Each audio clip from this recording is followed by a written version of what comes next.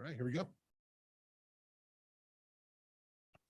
Like to call this meeting to order on September 20th of 2022. I'm a little bit behind today, but I'm calling this meeting to order. We do have a quorum present with 4 commissioners in chambers, and Commissioner Smith has joined us by Zoom. So the entire contingent is here.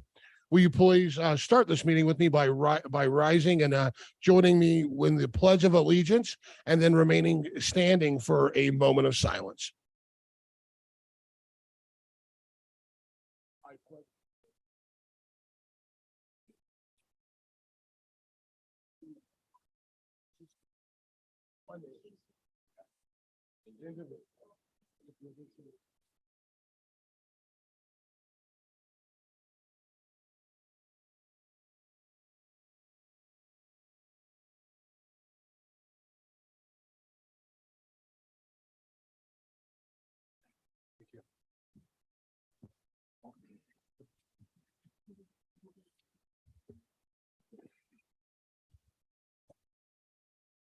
All right, do we have, can I get a motion to approve the agenda?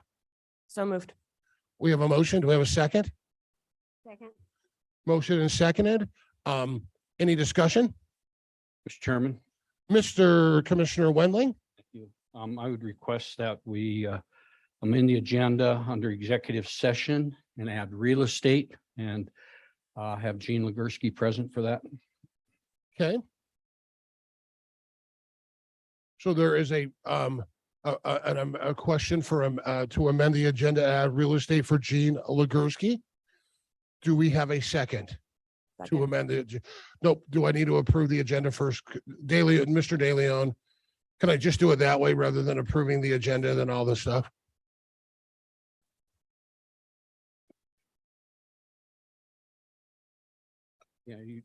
You have to approve the amended to the agenda first, then come back and approve the agenda, Yeah. Mr. Chairman. So we have an amendment. We have an amendment to amend the agenda to add real estate and executive. Do we have a second to the amendment? Second. We have a second. Any discussion? All right, all in favor to the amendment? Aye. Aye.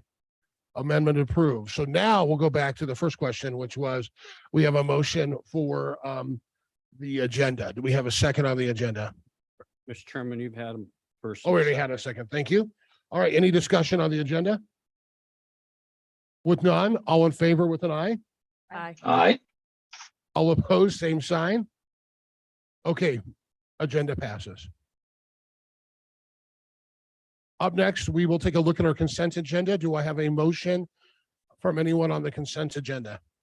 Mr. Chairman, I'll make a motion to approve the items outlined in the consent agenda. We have a motion. Do we have a second?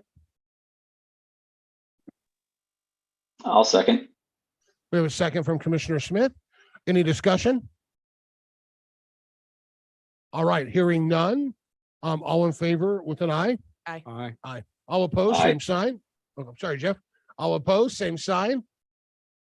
Motion passes. Consent agenda passes. So that takes us to tab B, public hearing and budget amendment. And so I will turn it over to Miss Bonnie Berry. Good morning, Chairman and Commissioners. We have a budget amendment this morning. It's Resolution 22-09-CL-01. This is a Sweetwater County budget amendment to increase the expenditures in the general fund in the elections capital by $62,000 and to decrease the general county reserves, general reserve, $62,000. So we're taking money out of reserves to include it in the elections capital budget. This is to purchase new e-poll books. They are failing. So this is to purchase those before the election coming up. If there are any questions, please let me know. We do need to open this up to the public before it can be voted on. Chairman, Yes. Bonnie, again, I didn't hear you there for what kind of books? E-poll books? E-poll books. Thank you. Yes, and if you would like Clerk Lane to expound on that, Oh, no, I'm sure she I would be knew- happy to. Thank you very much. I knew they were coming. The ones are outdated. Thank you. Any other questions for Miss Berry or Miss Lee? Yes. Yes, Ms. Tolman, Chair, What's the Commissioner expected Tolman. life on those poll books? With technology, I know it's not long. I'm not sure what the expected life is. I would think at least 10 years. We've had them about that long. They're just, even during the election, I kept having to try to run different ones out there and they just kept failing. So it does really put us back in trying to keep our numbers straight and keeping the public aware of what's going on. Thank you. Any other questions? Hearing none, we're going to open this up to public hearing. So any comment from the public on this budget amendment?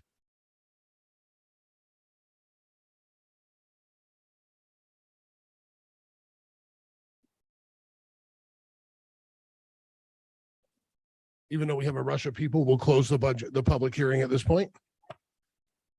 All right. So commissioners, what's your flavor? Can I get a motion on this budget amendment? Mr. Chairman, Commissioner Shanefield. make a motion to approve resolution 22-09-CL-01. A budget amendment due to unanticipated expenditures within the elections budget totaling $62,000. Thank you. Do we have a second?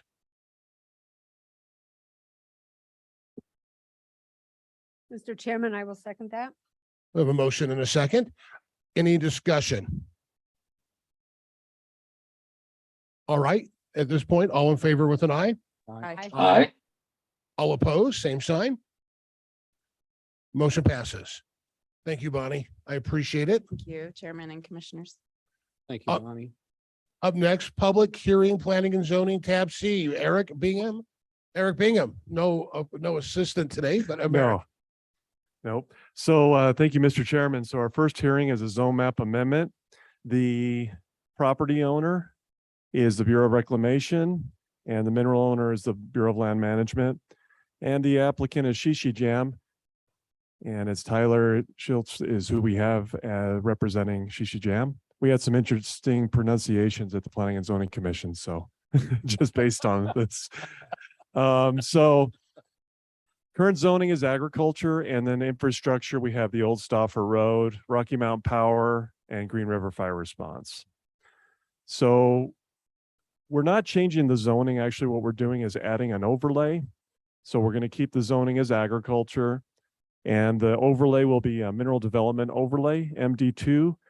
And what an MD2 overlay does, for the interest of the commissioners, is it allows for underground mining, which would be Trona. And so that's the purpose of this. And then it allows ancillary facilities above ground also.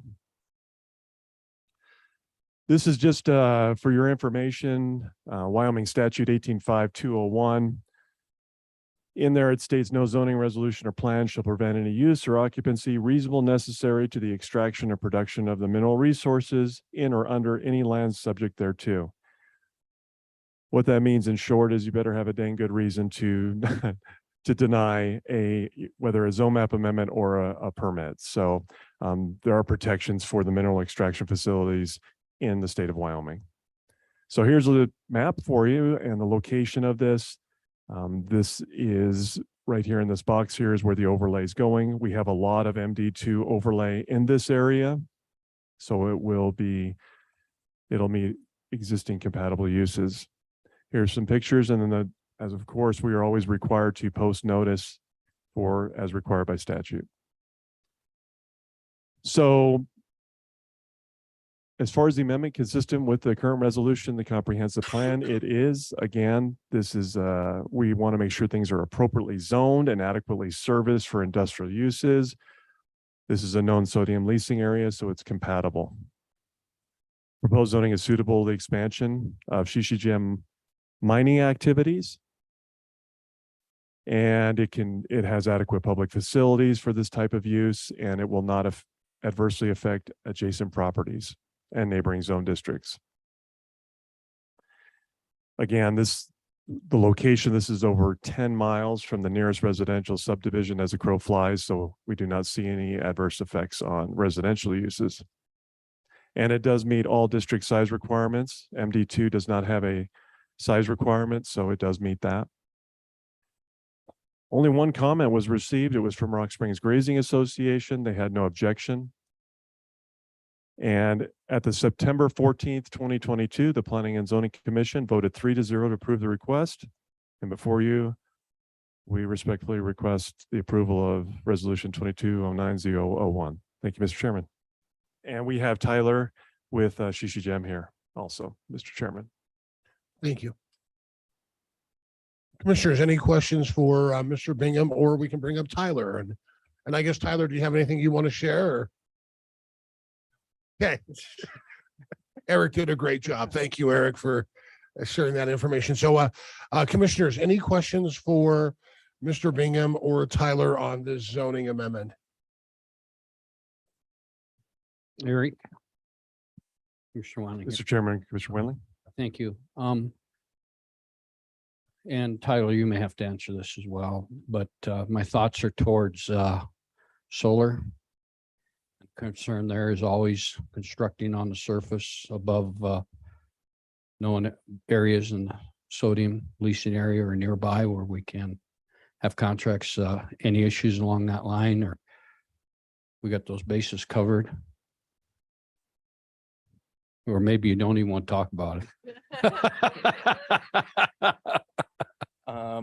No, we currently don't have any solar over where we're mining. As most of you know, probably we are room and pillar mining, so we don't have subsidence. We're not a subsidence mine.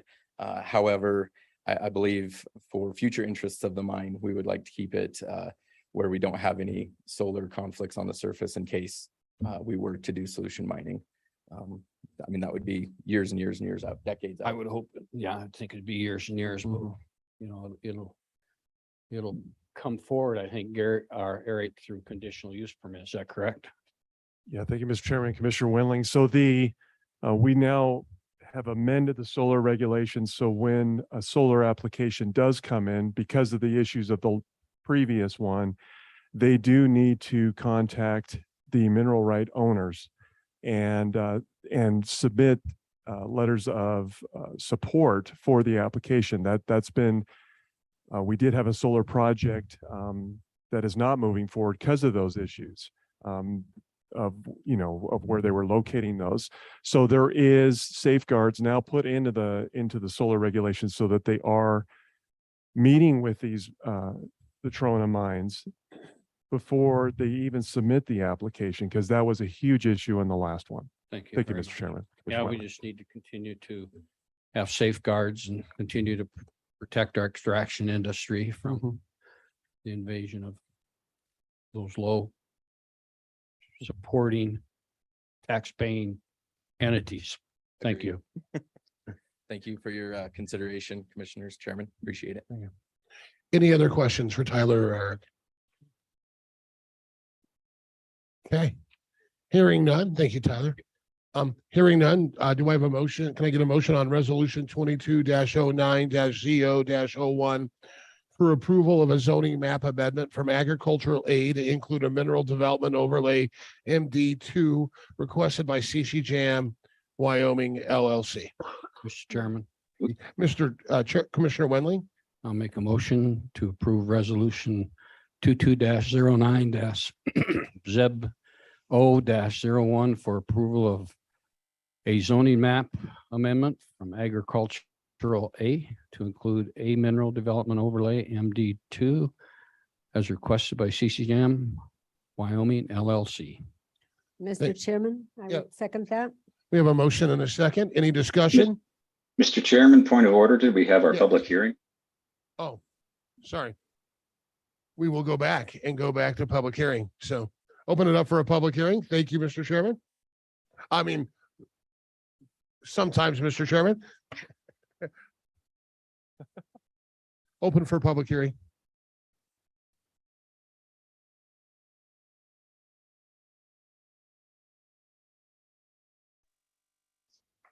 See, that was worthwhile. Yes. Yeah.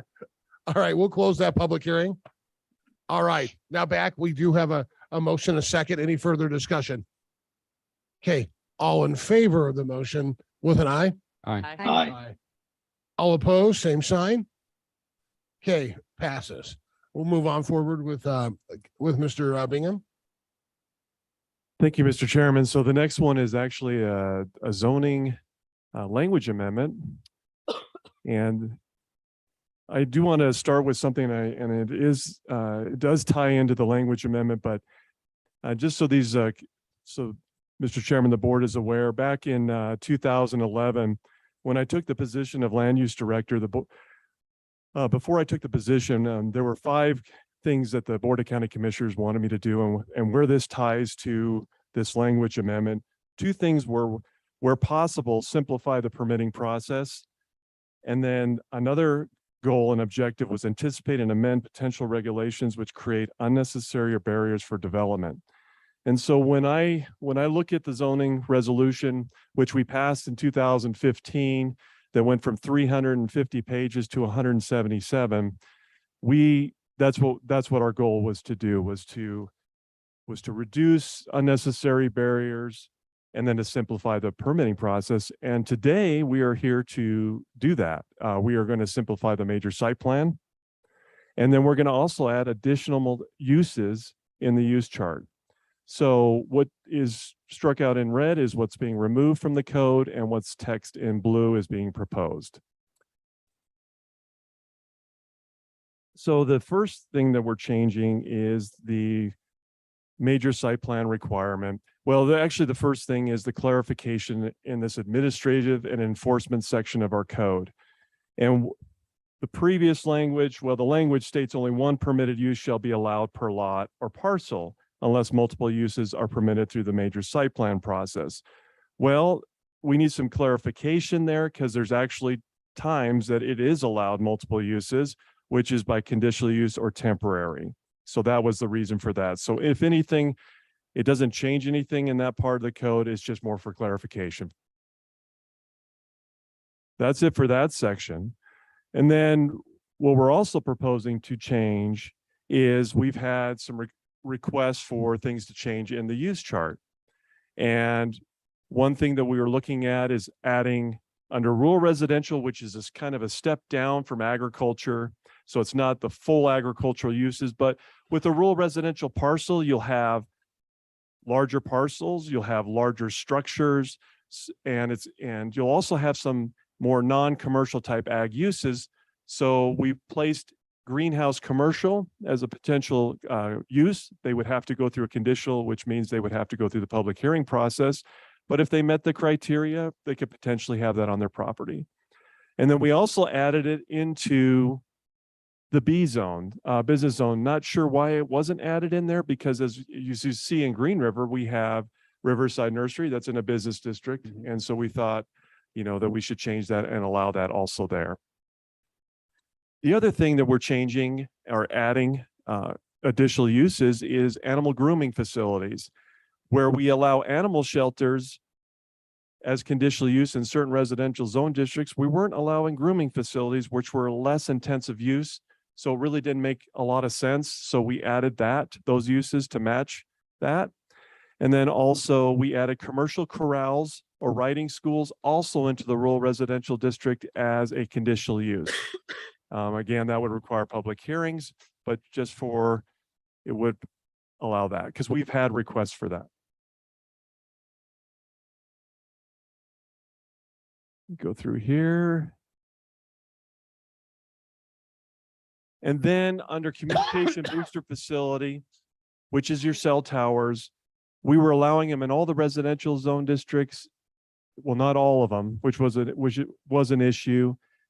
So we are allowing them now in every zone district because they could potentially go there, but they would still all be conditional uses.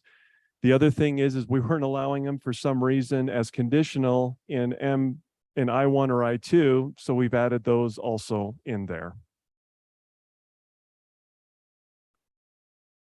Then we get into our setback chart, and additional changes we made there was the commercial zone district. We had a public hearing. I don't know if it was at the last one, but might have been it was either in July or August. We had someone that came in and requested a variance, and I did say I would follow up. And we saw that in commercial, we could reduce that rear setback from 20 to 10 feet. And that's what we're doing. We're following up with what we promised. And then the other thing is that we had to make some changes because of the Wyoming state statute. And those changes were that now under family exemptions, the counties no longer can regulate minimum district size. I do have concerns with that when it comes to well and septics, but that is what the legislators have done. And so that's to comply with that, we have now removed that requirement. Now that's only under family exemptions, but the other thing is we needed further clarification on the 35-acre minimum for permitted uses in the ag districts, and we've listed those under agricultural and animals. We had 35-acre minimums on cell towers, which obviously does not make sense, so that's why we made those changes there. I do have one request, Mr. Chairman. It was something that was missed at the Planning and Zoning Commission. On the top of that chart where you see agricultural, you'll see a 35, 10, and 5. We need to remove the 5 and the footnote from there. So if the board's okay with that, I would request that because we can no longer have a 5-acre minimum. It's to match what we did in the narrative. We missed that in the chart. Okay. And then, Mr. Chairman, the last thing that we have is the major site plan. And this is where we're going to facilitate some and streamline the permitting process. So in order to, what we're crossing out the language here is, or 2 more structures containing permitted uses on the same lot or parcel. So under major site plan, these requirements are identical to the city of Rock Springs, with the exception of we're striking out in the text there. The issue is we were requiring major site plans if someone had a commercial property and they had, let's say, a shop on the property, and let's say they wanted to pull a small office trailer onto the lot, that would require a major site plan, which we thought was excessive. So we would like to actually base it on the scale of use, which is what we're doing here, and to match the city of Rock Springs requirements. Mr. Chairman, we heard these language amendments at the Planning and Zoning Commission, and we received a certified recommendation of 3-0. What I'm asking for today is for the Board of County Commissioners to approve a notice of intent, and then we will advertise that for 45 days for public comment. That's all I have, Mr. Chairman. Thank you, Eric. Commissioners, any questions for Eric? Mr. Chairman. Mr. Wendling.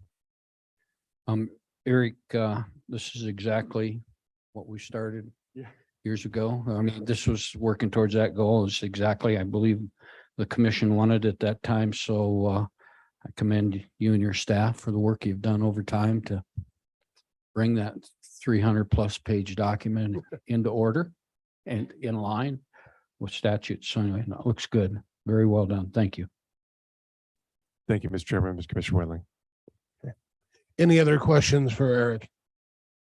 With that, we will go into public hearing this time. So I'll open it up for public hearing.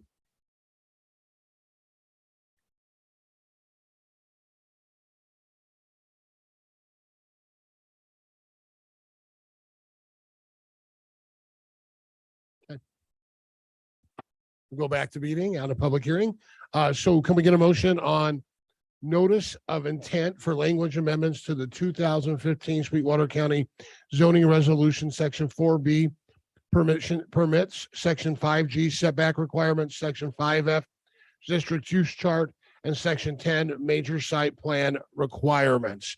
Do I have a motion? Mr. Chairman, I would make that motion. We have a motion. Do I have a second?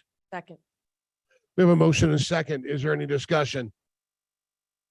With none, all in favor with an eye? Aye. Aye. All opposed, same sign. Motion passes. Okay, Eric, it looks like one more. Thank you, Mr. Chairman. This one's pretty straightforward. So we've already had a notice of intent hearing, and it was at your regular meeting on July 19th, 2022, where you announced your intent to adopt amendments to the subdivision regulations. And this was on so that our exemptions in our code match the state statute. The legislators made some changes to the exemptions, and so this is to come into compliance with that. And so 45 days have passed, and we have not received any public comments. So, Mr. Chairman, I ask you today to certify. Hold on just a sec. Resolution 2209 CC01. That's all I have, Mr. Chairman. Any questions for Eric from anyone on any commissioner? And this would also have to go to public hearing, correct, Mr. De Leon? Okay. Any other questions? Okay, with that, we will go to public hearing on resolution 22-09 CC01.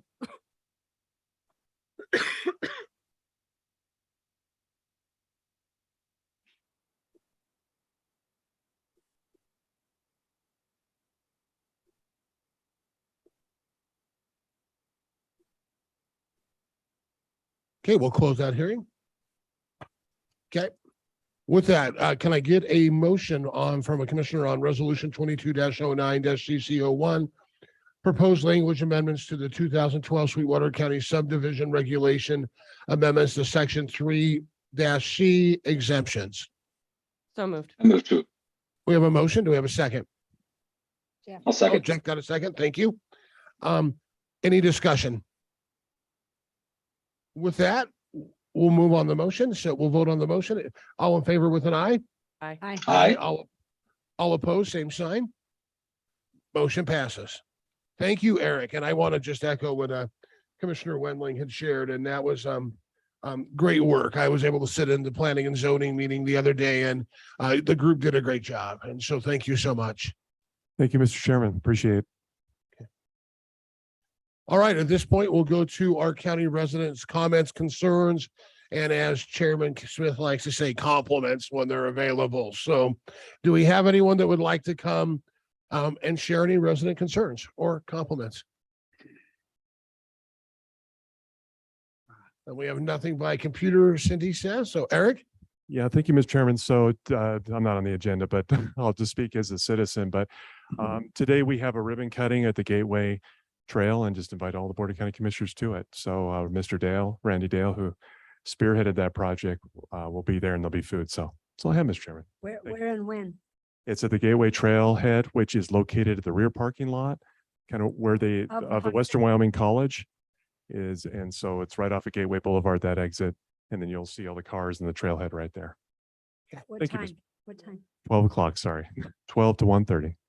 Thank you. Thank you, Eric. Any other residents' concerns or comments or compliments? Okay, hearing none, we'll move on to the action items portion of our agenda.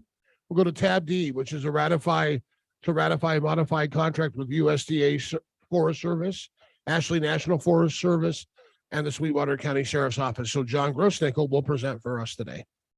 Morning, Mr. Chairman, Commissioners. This is our contract with Ashley National Forest. It allows us to patrol the Flaming Gorge with our watercraft. They were willing to give us more money, but it had to be signed by a certain date. And it was in between commission meetings that we were given this. So we reached out to Chairman Smith. He did sign it, but it needed to go before the commission. I believe they gave us an additional $15,000 on the contract. Thank you. Any questions for Sheriff Grossnickel? You don't have your new boat yet though, right? No, but we still have the old one. We'll be able to use that until we get the new I'm one in just 2 years. Any other questions? Sheriff Rosenthal. I believe the way things are going, what I'm reading, you might want to trade that boat into a river raft. Flaming Gorge, maybe back to its original flow and river. Mr. Chairman, Commissioner Wendling, we're actually looking at a possible airboat for river patrol. And we could use that if the gorge goes that low. There you go. Federal government will give us anything. There you go. Thanks, Sheriff. Before we digress too much farther, we'll any other questions by the commission? Okay. All right, with that, I'll take a motion on this action item. Mr. Chairman, Yes. I'll make a motion to ratify modification 004 Exhibit A Cooperative Law Enforcement Annual Operating Plan and Financial Plan between Sweetwater County and the USDA Forest Service, Ashley National Forest. We have a second. I will second that. We have a motion and a second. Any discussion? With no further discussion, all in favor with an aye? Aye. Aye. Aye. All opposed, same sign. Motion passes. Thank you, Mr. Chairman, Chairperson. Commissioners. Okay. All right, up next, tab E, a real estate purchase agreement between All West Communications Incorporated and SWC and Sweetwater County. So that will be presented by Gene Legursky and Marty Carollo from from All West. Commissioner Lloyd, Commissioners, my name is Marty Carollo. I am here representing All West Communications. A little backstory here: in 2018, All West Communications, as part of the USDA's Reconnect program, put in a grant request for two projects with Reconnect One. One was from Kemmerer to Granger, which is being built right now, and the second component of that is from essentially Jackman's Ranch to Farson. That process was awarded to us, and at that point, we began our due diligence. Part of that was the going through the process, the SHPO and NEPA through the BLM and the U.S. Forest Service and WIDOT and Bureau of Reclamation. And that process has been going. At that time, we also began the process to find a small location in Farson, Eden, to locate essentially what we call a fiber hut. This is also called a CO, a central office. This is a location that houses electronics to operate fiber optics. It has backup generation. It has all the facilities needed to provide fiber optic services in a community. We began working with local landowners, thought we had land purchased that was being developed. And unfortunately, that had fallen through, and any opportunities that we had to work with that landowner fell through. At that point, so now we've been awarded the project. We're in the process of doing the BLM. We have everything we need except a small piece of property to put our fiber hut on. At that point, I reached out to Eric and Gene Legursky to see if there was anything in the Farson Eden area that the county had that we could purchase in order to facilitate the fiber build for Farson and Eden. And at that point, going through 4 or 5 locations, we sort of came on the determination that a good use of a small piece of property that was unused, likely to be unused, and would not affect county resources was approximately ½ acre adjacent to the Centennial Park. It borders private property on the south side. We did have the area surveyed. JFC surveyed the area to ½ mile. We have access to power, and that seemed to be a good location. So we came back to the county with Gene and with Eric and made our presentation, and it meets most of the criteria for what we need. It's a small area that has many benefits for the citizens of Farson and Eden. It meets our requirements. It's a relatively unused location. It will be essentially unseen. It will be fenced. There's a small fiber hut that goes on. You see your picture there. It won't be in blue. It's actually in tan. This picture is from the facility that we have here that we're replacing Green River. It's over right across from where the depot is. So you can see how small and innocuous it is. There will be a backup that will be propane on that. There are no towers that are slated to be on this. They're about 7.5 feet, 8 feet tall. They're fully contained, air conditioned, hardened, protected. Temporary use of this property as well will be during the construction.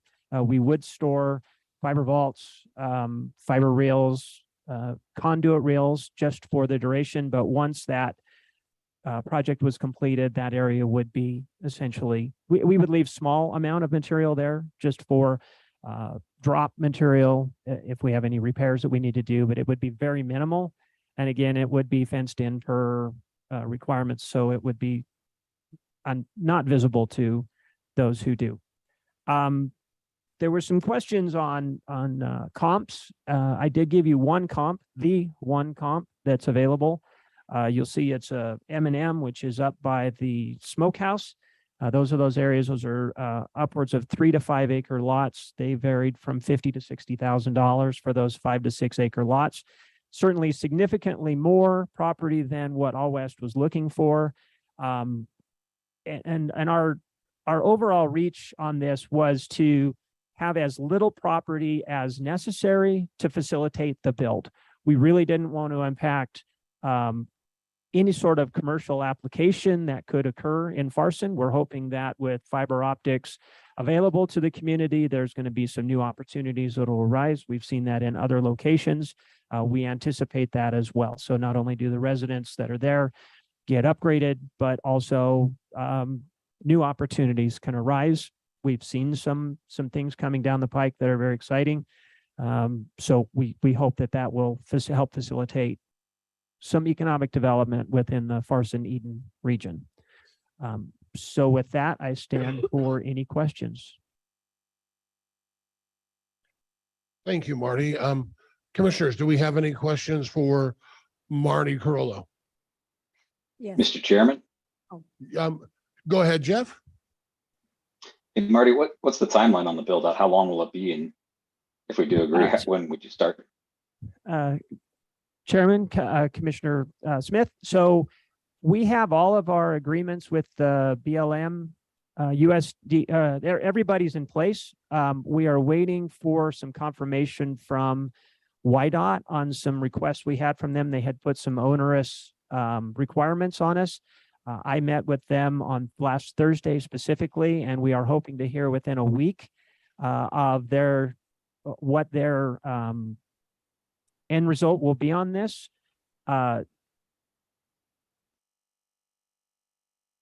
If we get everything in place, just as what we've asked is that the permit be exactly like what we have on the Kemmer to Granger run, which is essentially access to the Wyoming right-of-way at no additional cost, no additional requirements. We do feel that there are a couple of things we're going to be able to do with them to facilitate some YDOT, but not to the extent that they've required, which could be in hundreds of thousands of dollars additional unfunded mandates. They seem like they are willing to work with us on this particular project, and also another one that we have going down to Buckboard. If we can get that, we will put it out to bid in October for a build next year. If YDOT chooses not to help us facilitate this, it will put it off for another year. Our intent is to build this. It's our commitment. And as long as we can get in it within the constraints of the grant that we bid on, then we will be building hopefully next year. I Thank have you. a question also. How much Yes. are you going to pay the county or trade something or? Yeah, what's so the you'll plan? see in here, it's there were several ways that we could do this. The desire was to be able to offer services to the county. And the easiest way to do that was to do a trade out. So there would be, you'll see it's an $18,000 trade out. So essentially what would happen is that the county would have a positive $18,000 sitting in All West account, at which you could use that to build any facilities or to take any facilities. We know that Road and Bridge was interested in data services. We know that there's interest in having wireless in the park. And so these would be ways to facilitate that. Any further questions from the commission? Mr. Chairman, Mr. Chairman, Commissioner Wendling. Marty, was there a discussion about lease, long-term lease? We had minor comments on that. When you are in a fiber optics build, you're looking at facilities that are in the 20 to 50 year timeframe. And most leases are 10 years or less. And the comfort level of a lease it's simply not there. Even a 20-year lease is when you're looking at the lifetime of these projects, it becomes very uncomfortable going forward. So we did discuss it, but it's definitely not our preference. Was there any conversation when you talk lifetime,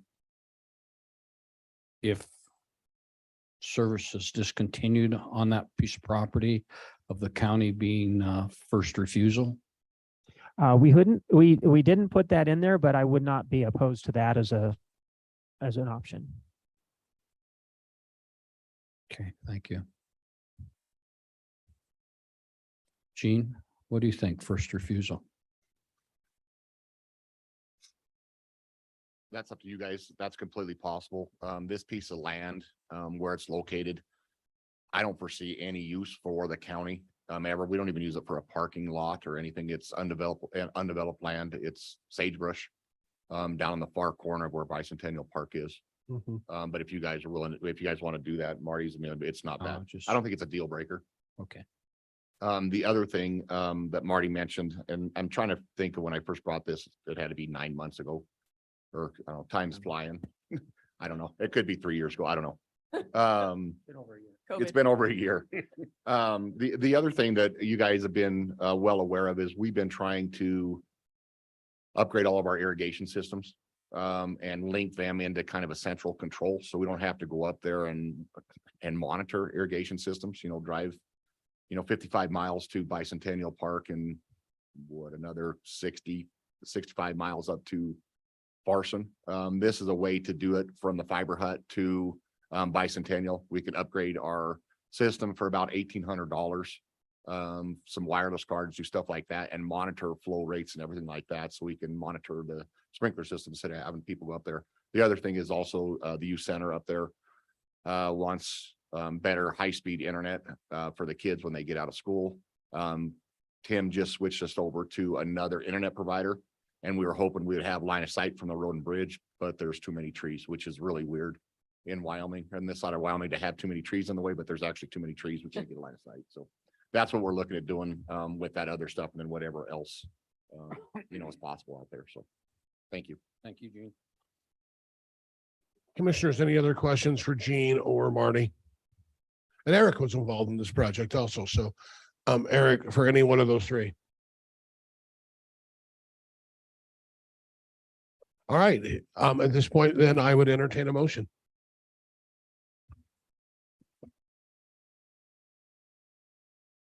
Do we need to do a public hearing on this one? We don't have. No. Mr. Chairman, Commissioner Wendling. I'll make a motion that we approve the real estate purchase agreement between All West Communications and Sweetwater County, allowing for that component where the purchase dollars are placed in a credit account. Is that correct, Marty? That's correct. Or data services as needed by the county departments. I want to make sure we say county departments. That doesn't mean it's opened up to everybody else. I believe that would be accurate. Thank you. I'll second that. Okay, we have a motion and a second. Any discussion?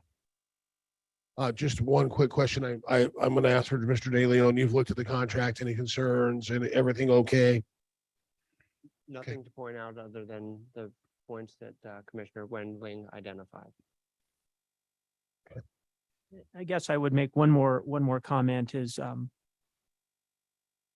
this is a project that does benefit North Sweetwater County, and we have been very appreciative of Sweetwater County's willingness to work with us to bring these data services to as many as customers as we can in Farson Eden. And we'll be working with the state to fill in some of the holes that this project doesn't do. Ultimately, the goal is to get the best data services to all the citizens of Sweetwater County as we are able to do. And providers across the state are working diligently to do that across the state as well. Thank you, Marty. Mr. Chairman. Commissioner Wendling. Marty, this kind of falls in line and begins to fill in that last mile gap. It fills in a lot of the last mile. Yeah. Yeah. So, okay. Any further discussion? With that being said, all in favor with an eye? Aye. Aye. All opposed, same sign. Motion passes. Marty, thank you so much. And I really do appreciate what you're doing. And I think reaching out our connectivity has so many great bounds for and positives for our citizens, but just for the county itself for potential growth and adding those infrastructures. So thank you guys very much. All right, we move on to tab F, which once again will be Gene Legursky and John De Leon. It's a resolution initiating proceedings to establish or create public highway right-of-way on lot 38, sections 31 and 32 at all T and in T13 north. So Gene, I'll let you take it. That's a lot. Okay. A little bit of background on this. We talked about the Gadsden Bridge last meeting and YDOT's willingness to use some Build Back Better plans to redo the Gadsden Bridge. This is the Clay Basin Bridge. And when I first brought this up to you guys, it was pointed out that we do not have a right of way down there where the Clay Basin Bridge was. It's on private land. 95% of the road, the rest of the road is on BLM. There's a small section of state land right as it comes off of 191. Originally, the bridge was constructed in 1930. We rebuilt it. Actually, Mountain Fuel and DeBernardi rebuilt that bridge in 81, 83, somewhere around there. And there was no right-of-way acquired at that time. So when the state, as part of the state contract, they want to make sure that we have a right-of-way. In the state statutes, there's a very good way of doing this, which has been an oversight. And John's been instrumental in helping me understand the legalese. And I've never talked so much about where commas go and reading before and after a comma and doing that kind of stuff. The first part of this is to have you guys do a resolution for that. And basically what we're doing is the whole entire road, even though we have all the sections on BLM and we have the state, we need to do it for the whole entire road to make sure everything's codified and everything is that so we can follow through the rest of the proceedings. These proceedings will kind of go in a way that, we have to notify landowners, we have to do other things away. And what the long-term goal is we will get a 66-foot wide right away from this at no cost to the county because it's been there. We've maintained it. We've done other things. It might be contested. It might not. We don't know at this time, but this is the first initial step is to do a resolution for the whole length of the roadway in order to get that process started by state statute. What John, is do you have that? anything else? What is the length of the road? Oh, the length of the road is, I can't remember off the top of my head, 6.5 miles, 7 miles, somewhere in there. It basically goes down, it starts at Clay Basin, goes down, and I've always called it Easter egg corner.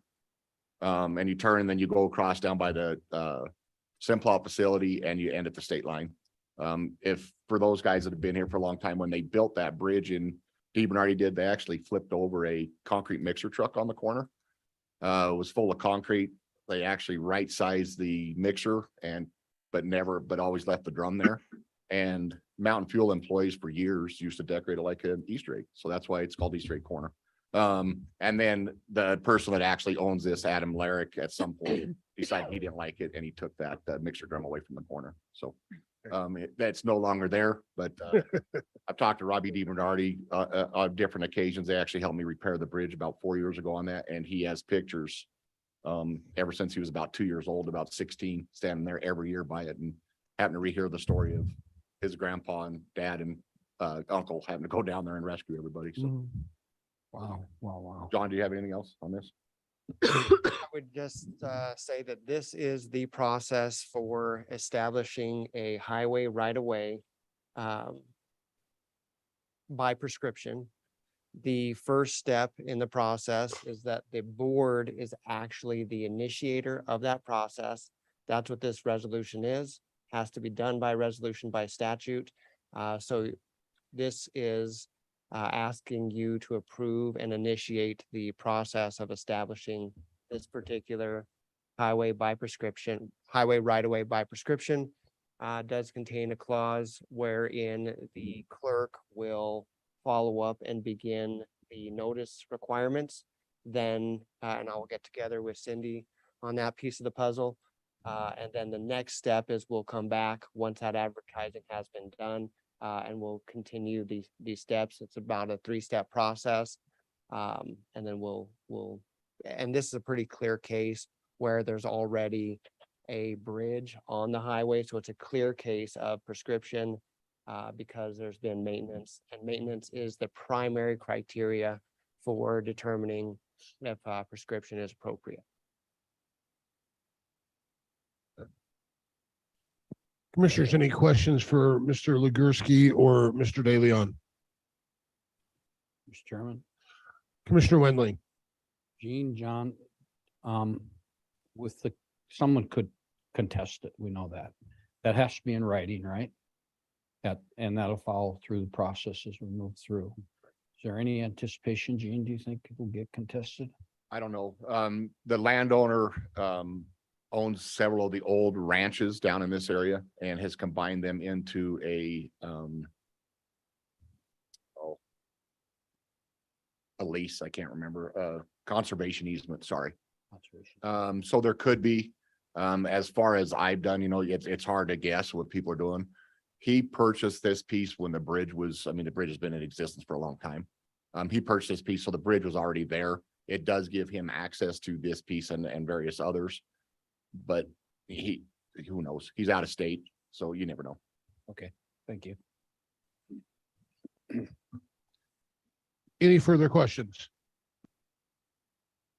All right, hearing none, I will take a motion on resolution number 22-09-EN-01, which is a resolution initiating proceedings to establish or create public highway right-of-way on lot 38, sections 31 and 32, all in T13 North, R105 west of the 6 p.m. tracks 37, 41, and 43, sections 3, 4, 5, 10, 15, and 22, all in T12 North, R105 west of the 6 p.m. Wow. That's a motion. So do I have a motion? So moved. Thank you for saying that. You're welcome. Do I have a second? I will second. I'll that. second. Okay, we'll say Commissioner Toman won the punch to the race, and so we have a motion and a second. Any further discussion? All right, hearing none, all in favor with an eye? Aye. Aye. Aye. Same opposed, same sign. Motion passes. Thank you, Gene and John, for giving me the possible longest, most complicated, convoluted motion to read through ever. So, all right, up next, tab G, proposed amendments to the museum policies and procedures with Dave Mead. But is Dave here with us?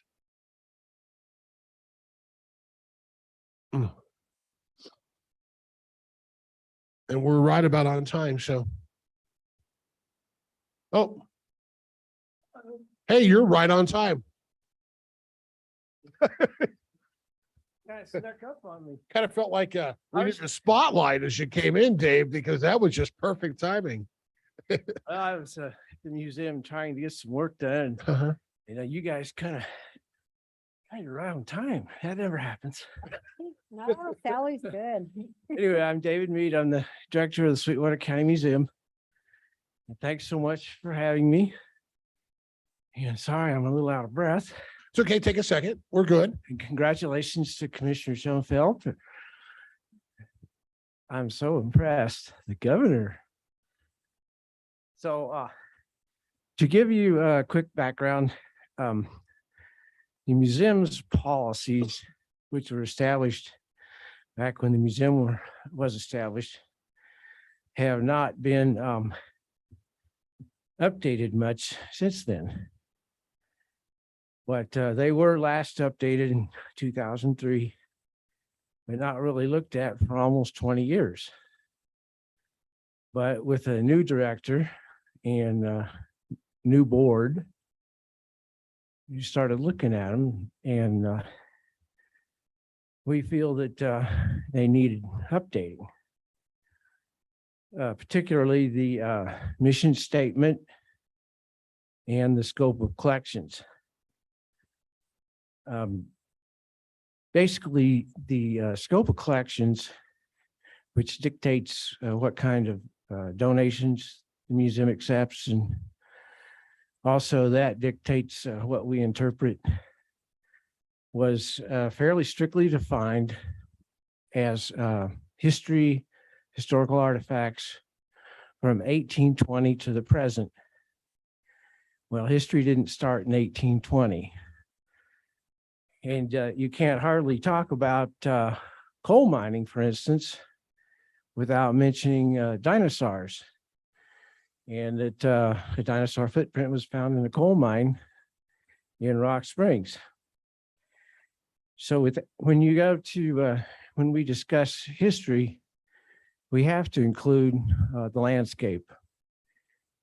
And so we feel that our scope of collections and our interpretive mission needed to be broadened. To give you an example of how popular, I don't have to tell you how popular dinosaurs are, but we had a lot of programs this summer, educational programs for kids and families, making adobe bricks, butter making, and we held one on a Friday, July 15th, Family Fun Friday, fabulous fossils. Y'all probably saw the pictures in the paper or online. We had over 100 people come to dig for fossils in a little swimming pool. So anyway, long story short, we feel that the museum, and this is my board member, Bud Allen. Thanks, Bud. So if you have any questions, you can ask him. So we held a staff and board retreat in July to discuss this and went over all of our policies. And we ended up deciding that we thought we should make some amendments to our mission statement and add a vision statement and a purpose statement to the front end of our policies. And we also went through all of the statutes and the rest of the policies, found typos. Some of the statutes hadn't been updated for years, and tried to make all those changes. And it was recommended then to our board, and they moved and passed those amendments. But of course, the question in my mind and in our minds was, do we need the commissioner's approval for this? I feel at a minimum, we definitely need to inform you all what we're doing. And so we had a conversation with John DeLeon and Sally. It turns out they were actually looking at other boards, or all the boards' policies, I guess. And they concluded that whereas we didn't need your approval, we do, it is good to inform you. So I don't know how much you want me to go into this, but so I don't want to take a lot of your time, but you are ahead of time. So we proposed that the mission statement, which originally read, the mission of Sweetwater County Historical Museum is to preserve and present the story of Sweetwater County from its early beginnings to the present, to serve as a depository for historical items and records, and to serve as an educational and informational center for adults and children and adults, excuse me, was just a little long for a mission statement. So we propose to change our mission statement to connecting people to the story of Sweetwater County by preserving and presenting its natural and cultural history, not just defining it strictly as cultural history of people. And to add a vision statement, this is maybe a little lofty, achieve strategic growth to become a premier center for education and culture in Sweetwater County and Wyoming. But then we didn't want to leave out our original mission statement, so we converted it to a purpose statement, which reads basically the same and outlines what we do, our overall purpose. And feel free to interrupt me at any time. We also scope of collections and all that information was originally in this overall policies document. And we have felt for a long time that the scope of collections management policy needs to be separate as either an appendix or just another document. So our curator took it on to rewrite that, and I've also included that in your packet. And you'll see that it's much more broadly worded. And for instance, it includes art. Well, we've held art exhibits. Art's part of our cultural history, right? So if you read that collections policy and scope of collections, you'll see where we're at with that.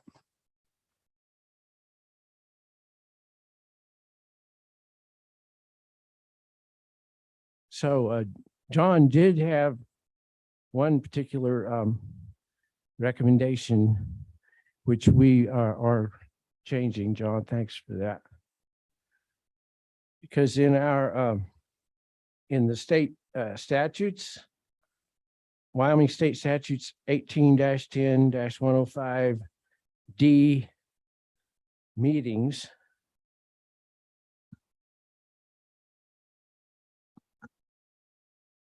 it says the board may, upon approval of the county commissioners, remove any board member who misses 3 consecutive regularly scheduled meetings. After 2 consecutive absences, the chair shall contact the absent member and advise him/her as to his/her situations according to this policy. And John has recommended that we reword that to reflect that actually it is the BOCC, i.e. you all, who do the removal for cause. Whereas we, obviously the board would inform you, it's not for us to do. So we're working on rewording that. I'll be sending that to you tomorrow, this afternoon. Thanks for that. So anyway, our next steps, we want to do some strategic planning, and we've already been working on our 5-year plan, which the Board of County Commissioners has been working on too. So we've kind of taken that as a takeoff point. I know Commissioner Lloyd headed that up. We're also going to be finalizing these documents, sending them to Sally to share with you. And I believe we probably should also send them to Gary at HR.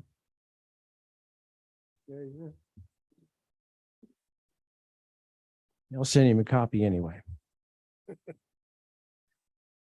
And we want to formulate a interpretive plan for the museum, which takes basically our collections, scope of collections and all those policies and gets more into how do we tell this story of Sweetwater County. And also another project we're working on while I have your attention, which Bud is heading up, is we're going to be rewriting or writing the first, I guess, and only 3rd grade history book. Because it turns out they don't actually have a history book for Sweetwater County in our school district's 3rd grade. Bud, do you have anything you'd like to say? Okay. So that was the quick story. Do y'all have any questions or comments? Dave, I just want to start by saying thank you. I had a chance to look through your policies, procedures, and your recommended changes. I think they're good, and I think it's really good that you recognize that they were a little behind, and you got those caught up. And I thank you and your board. I also frequent the museum every once in a while, at least every 4 or 5 months with a couple of my friends, and I'm always impressed about the little bit of changes I see as I go in each time, and also the activities. I think you guys have done a really good job about really integrating the museum into the community. Whenever there's public events going on in Green River, you guys are typically tied to doing something with those events. But also when there's non-events, you guys are offering special events. And I think those are really great ways to highlight and get people into the museum. So I want to thank you and your board's work for the work you're doing in our community. So Thank you so much, Commissioner Lloyd. any further comments or questions for Mr. Mead? Okay, and yes, Mary? I'll visit with you later, but there's a collection on the refuge that, you know, I think it would be worth it for you to visit with them about helping them do a display or something of that Dodge family collection. They're gonna I give am it to you. aware of that. Well, I understand you declined that collection, so Oh, I our wish- museum declined that. yes, so I wish you'd follow up. I will definitely talk to Tom. I'm acquainted with the refuge, It's a very good collection. and they have a wonderful collection, and they have a wonderful museum which nobody ever gets to see. Right. And I worked previously with the one of the educational groups here. I'm having anyway, I'm just pointing it out as an opportunity. and we that's all. use their museum. So would you send me an email so I don't forget to do that? Thank you, Mr. Tolman. Any other questions or comments for Mr. Mead? All right, with that, no action needed, correct, John?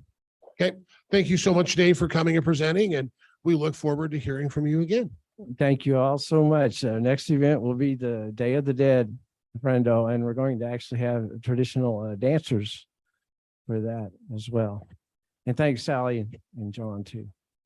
Mr. Chairman, Yes, I want to go back.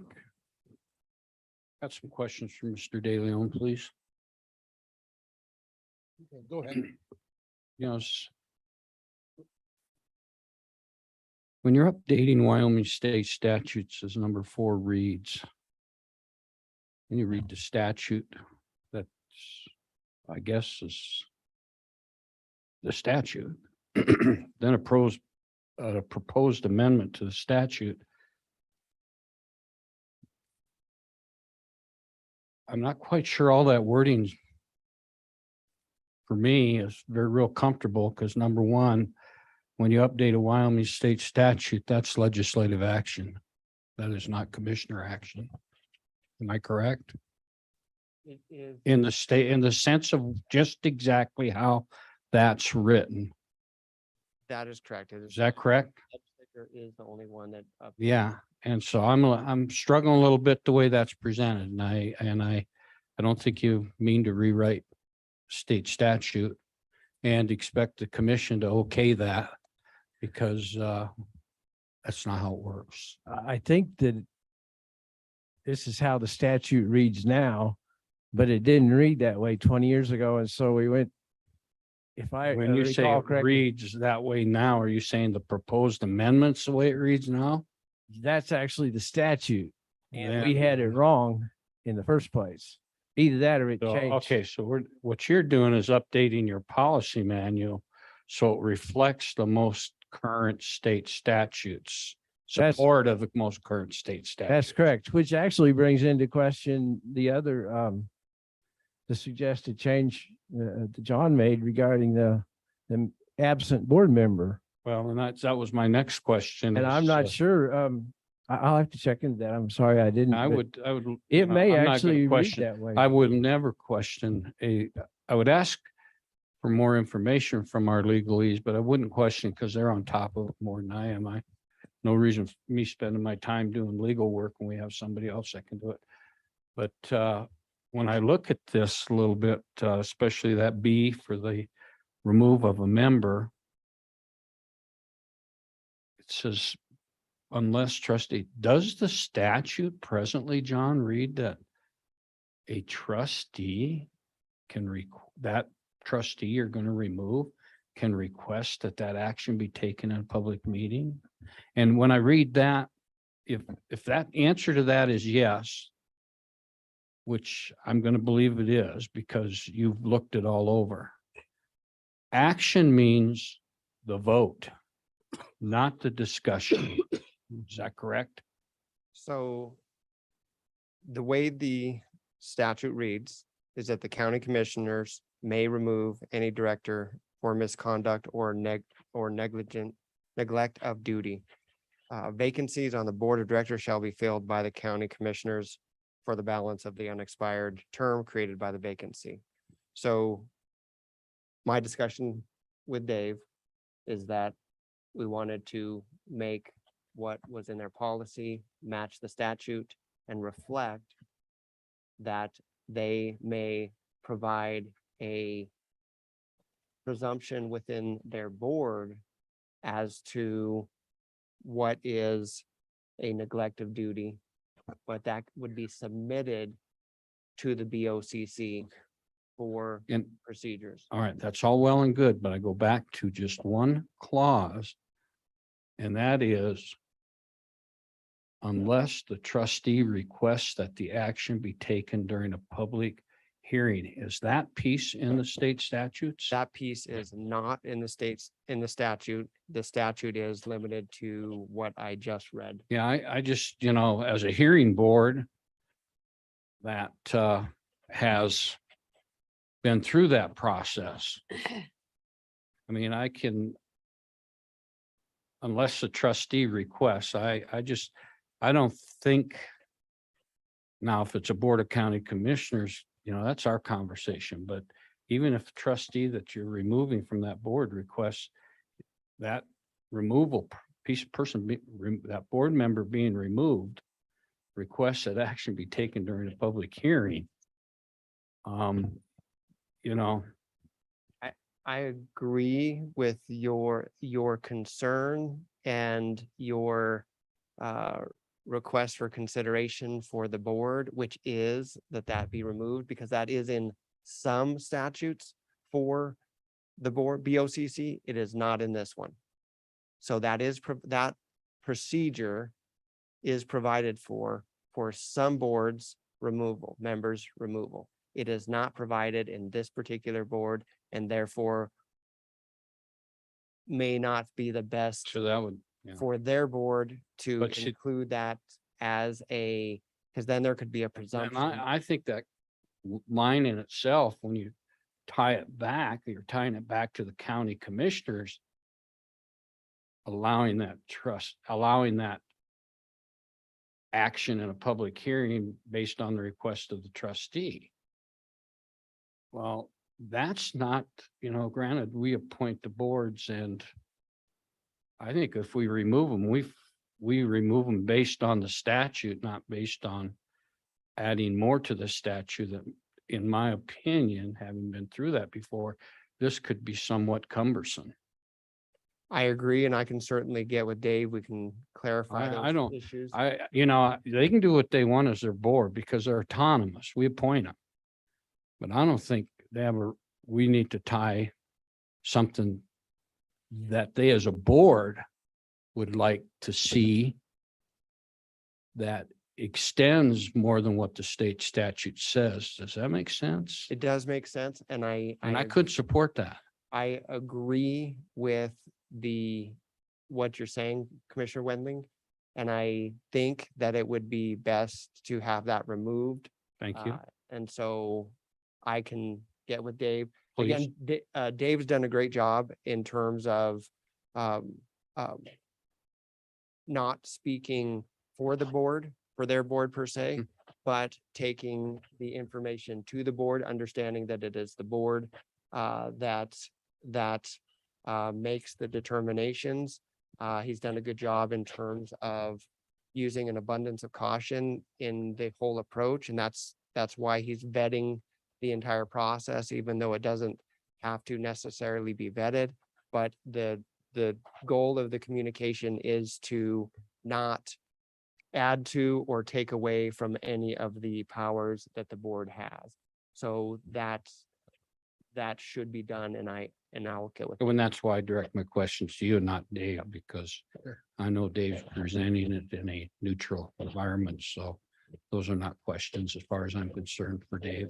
And Commissioner, that's a great point because as we are reviewing, getting all the information put into Granicus, that is part of what is happening is trying to submit to different boards questions that may exist for each particular board where there may have been slight expansions along the way, and those reductions and consistencies with the statutes are trying to be accomplished. We knew when we looked at that program, Granicus, that there'd be some advantages in it, but we just didn't know for sure exactly where they'd come out. And this is one of them, you know, which helps clean some things up. It does, and I can tell you, Mr. Chairman and Commissioner Wendling, that there were through this process and through the Granicus process, we're having several discussions with Dave, getting several different things cleaned up. So we will continue and we will include those points that you are making. Yeah, and I think, yeah. Okay, I'll keep an eye on it too, as we move through it all, Dave, just because as I read, I just said, you know, there's something not right here for me as a commissioner. Thank you, Dave. Thank you, John. Well, Commissioner Wendling, I want to thank you for making that observation. I'm not 100% sure where this verbiage came from. It was my intention and our intention, I believe I can speak for the board, to directly quote the statutes, not to interpret them, but the statutes are the statutes. And I appreciate And that. so we will we'll bring it back to you. All right, sounds good. Thanks. Thank you. All right. Mr. Chairman. Anything else? Yeah, I would have one other recommendation. I attended an orientation at the Communication Joint Power Board yesterday. They have, as a board, adopted a policy for board seating and orientation of board members. I think you might want to consider that as a piece so that you have a process for orienting new board members and vetting them and et cetera. Thank you for that. I we can do have a process, but it's certainly not as structured as it could be. Yeah. Thank you very much. All right. Well, thank you so much. And we'll move to our next item. Thank you, Dave. Thank Thank you, commissioners, for questions and information. All right. And then, so up next, tab H, Sweetwater Events Complex Summer Event Recap with Candy Pendleton. If you'll also introduce any board members you may have in the room with you, if you choose. Right. Good morning. I'm Candy Pendleton. I'm the executive director at the Events Complex. And with me, we have Bob Spicer, who is the chairman of the Sweetwater County Fair Board. He's been a great board member. I'm happy to have him here to share this information with you. So this is not nearly as deep as the rest of your meeting. I'm going to tell you it's been a deep morning. Y'all are stretching my mental skills today. So this is going to be much simpler than that, but I'm very excited to share with you our summer events recap. We've had a very busy, exciting summer that's been great for Sweetwater County and great for Wyoming. So look forward to sharing that with you. I do want to extend my thanks to all of you. We could not do what we do at the Events Complex, obviously, without the support of the community and the commission. We've also had great support from the other groups, the other entities in the county. So I will say we've worked really well with Road and Bridge this summer. If you guys haven't been over to see the improved parking areas at the Events Complex, they added Rotomill with some base one product to update our parking lots, and it's fantastic. So we appreciate the partnerships that we have with all of you and with the other county organizations. So with that, I will get into the summer events recap. It's been a busy year. So we have some drone footage on these pictures that's really cool. So a couple of things about that. We did pay to have a photographer come in and do some drone footage, but the other thing that we do is everybody has a drone nowadays. So when they come with Tiffin or Newmar or those groups and they say, hey, can we fly our drone? We say, you sure can. Bring us a copy of your file when you're finished. And so that's been really good to get that. So so this is drone footage on the front page from one of the RV rallies, and you'll see more of that as we get into this. So we always like to start with our mission and our vision. I shared this with you in January when we did our update, but our mission is to provide and manage a wide range of quality year-round recreational facilities, services, and programs which enhance the quality of life and economic opportunities for the residents, businesses, and visitors of Sweetwater County. We think we're doing that. We think we're doing that really well, and our board really strives to meet that mission. Our vision is to ensure a vibrant, well-maintained facility that offers space for social interaction, embracing change, celebrating people, and enjoying life. So jumping right in, we had 5 big national events, national regional events this year that had a very strong economic impact on our community. So we're going to talk about those 5, the Tiffin RV Rally, which happened in June, then the Newmar RV Rally, which happened in July, straight into Wyoming's big show, the end of July, 1st of August, the Royal Crown Race, the day after fair was over, and then Sweetwater Downs horse racing. So again, it's been a super busy summer.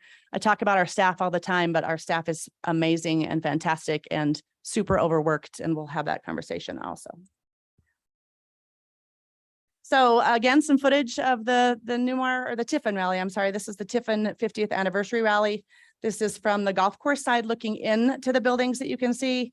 And those are all the motor coaches in that location. So there were over 600 units there.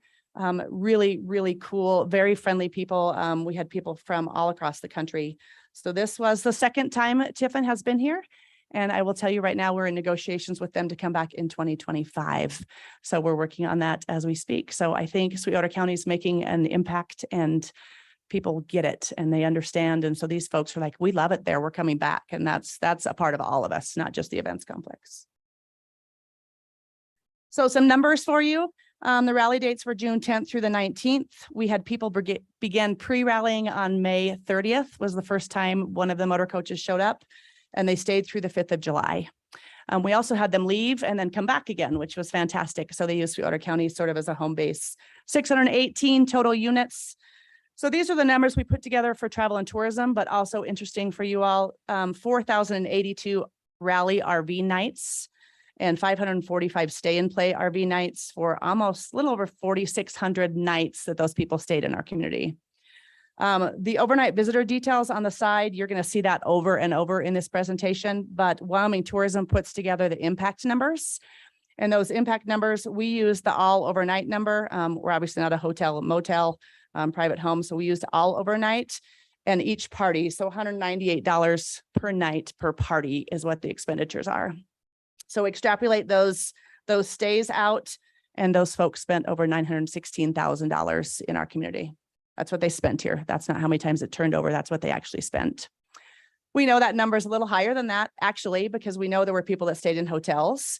However, we wanted to make sure we could account for every single dollar that we say we brought in.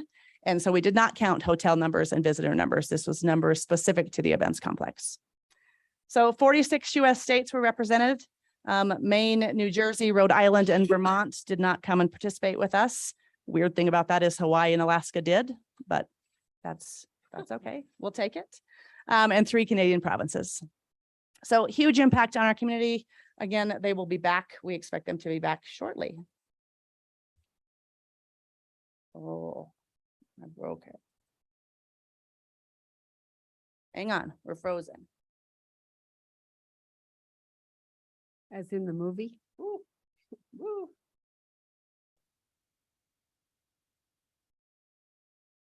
Then I pushed too many buttons. Hang on, bear with me.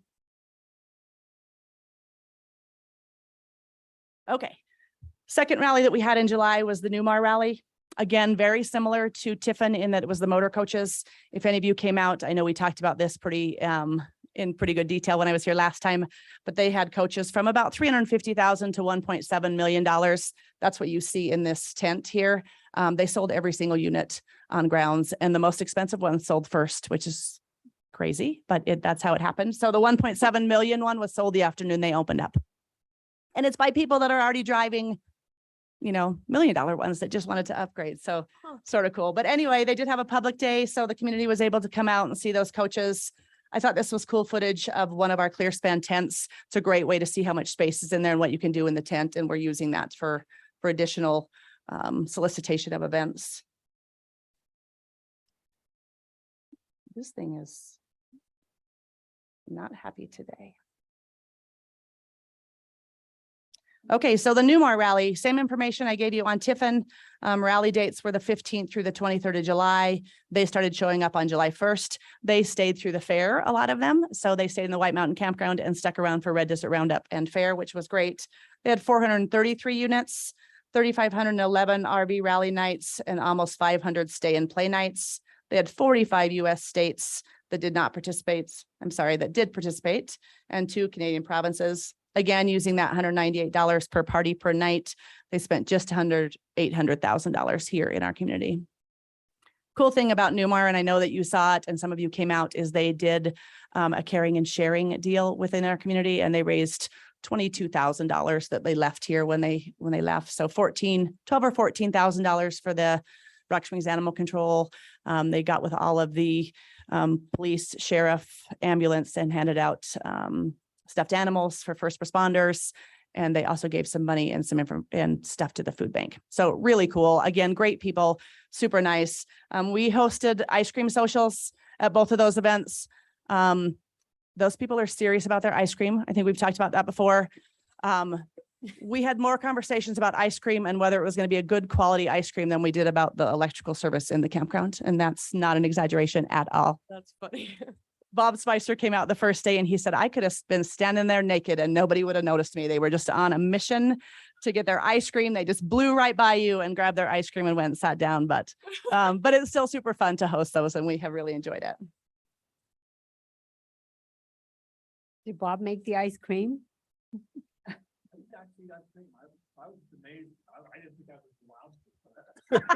Right.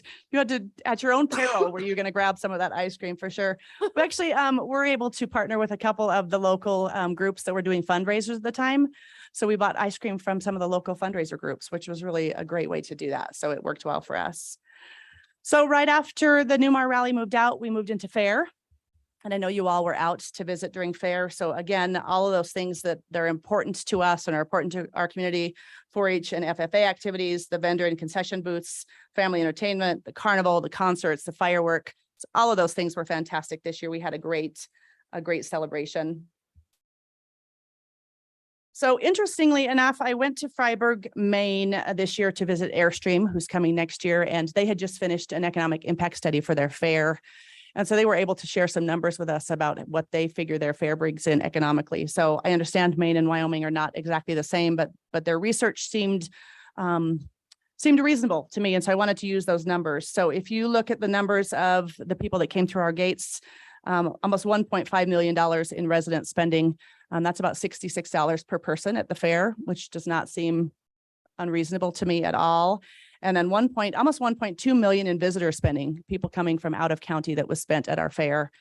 27% of our attendees are from out of county. We're able to gather that information now because we do online ticket sales. So we gather their zip code data. So 27% of the people that attend the fair are coming from out of county and bringing that money into our county, which is phenomenal. We'll take that every day. And then the livestock auction was incredible this year. So you see that number, $553,988 for the youth livestock auction. I again talked to Mr. Spicer about this a little bit, but most of that money goes into some sort of scholarship fund for those kids. And so that money goes directly to help our Sweetwater County kids get to college or a trade school or whatever they want to do. But it goes into an account, which is a great way for them to learn how to save that money and help everybody out. So fair impact, $3.2 million spent in Sweetwater County, and granted, some of that is by our residents, but my argument is always if we can keep them here local and doing things here in our community rather than going somewhere else to do those same things, more money ahead. So we had a great fair. Hope you all enjoyed it when you came out. Some of the numbers for you, just short of 3,400 entries, art, photography, leatherworks, culinary crafts, you name it, you can enter it in the fair. 463 unique exhibitors. That's Sweetwater and Daggett County. If you don't know, if you enter a jam or one of your flowers or any of those things, if you get a ribbon, you get some sort of premium attached to that. And sometimes it's only $1, sometimes it's $500. It sort of depends, but we paid out almost $11,000 in premiums to area residents. Again, the youth livestock number is on there. Coolest thing for us this year was the exhibit hall vendor space completely sold out. Outdoor vendor space completely sold out. We were stuffing people in corners, any place that we could find to put them. Food concessions were sold out. We didn't have another space to put people into. Admissions, beverage, carnival, and concessions were up 12%. So we are at about pre-pandemic levels. We had some conversation with our board. Admission, carnival, and concessions were all up. What's down is beverages, and we don't think that's a bad thing necessarily. So that's our beer sales. And, you know, Sweetwater County is become more responsible. And I think county residents are coming out and they're having a beverage or two and they're enjoying the concert and then they're going home. We're not seeing those huge numbers that we saw before. So I don't think that's a bad thing. But the other numbers, admissions, carnival and concessions were up even more, but on average 12% increase.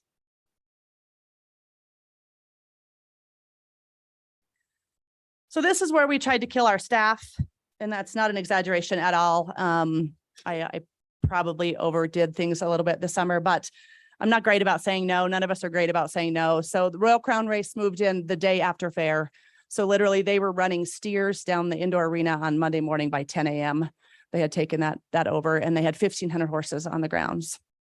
So our staff, second to none, I would put them up against anybody, but we worked our staff 6 days a week for 6 weeks. They worked 6 days a week, and those days were 10, 12, 14-hour days.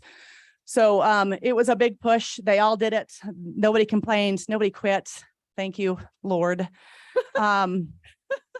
But it was a lot. So I will say one of the conversations we're going to have as a board and staff and with you all as we move forward is the fact that we may need to have a few additional people if we're going to continue to do these large events.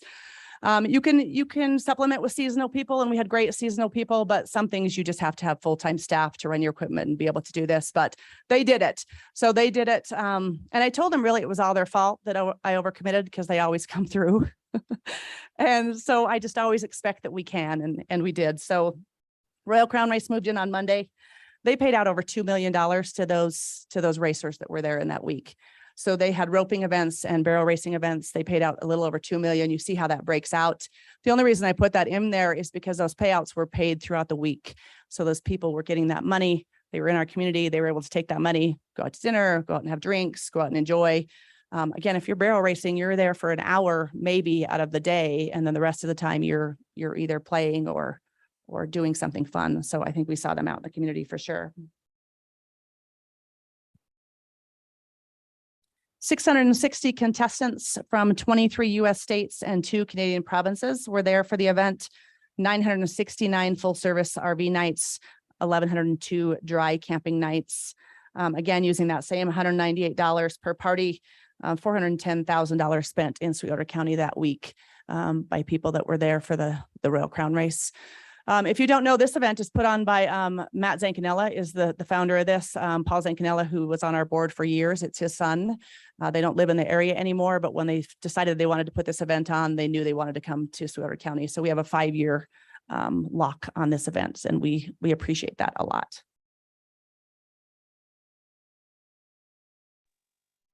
Is it always the day after fair, Candy? It is always the day after fair. The first year, Way to actually, go. Commissioner Smith, the first year they started on Wednesday. So they started moving in on Tuesday. So we at least had a little bit of time. So we're in conversations about how that might work moving forward without killing anybody, but we don't want to lose it. So we'll figure out what we need to do. Good job. Good question. So right after they moved out, we moved into Sweetwater Downs horse racing. And that's been going on since the 3rd weekend in August and runs through the 1st weekend in October. So if you haven't been out yet, you have 2 more weekends to catch horse racing. Again, they have $1 million payout over the course of their time out there. And it's great to come and watch. Costs $5 to get in and watch it. So historic horse racing numbers. I don't know that you guys have seen these current numbers from January 1st to June 30th of this year. Historic horse racing returned $949,679 to the city of Rock Springs, the city of Green River, and Sweetwater County. So Green River, $119,000, city of Rock Springs, $355,000, almost $356,000, and the county was just short of $475,000. You have received that money. I talked to Bonnie a little bit and a couple other people, but that money has been received, and we again expect that you'll get at least that much in the next 6 months, if not more. So you all have to approve when they expand those things, but they've expanded their footprint in Bomber Sports Bar, and there's a new facility coming in. So that number is just going to continue to grow.